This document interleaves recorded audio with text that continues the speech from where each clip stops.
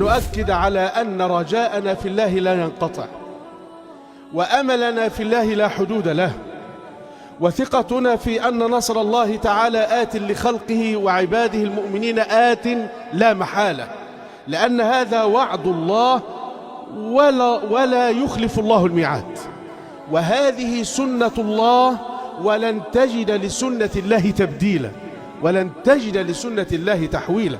إنا لننصر رسلنا والذين آمنوا في الحياة الدنيا ويوم يقوم الأشهاد.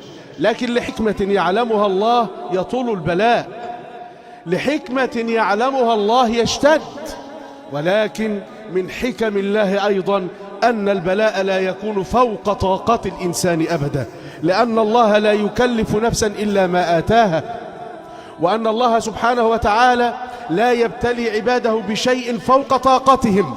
كيف لا، وقد علمنا أن ندعوه دائما في القرآن الكريم قائلين: ربنا ولا تحملنا ما لا طاقة لنا به.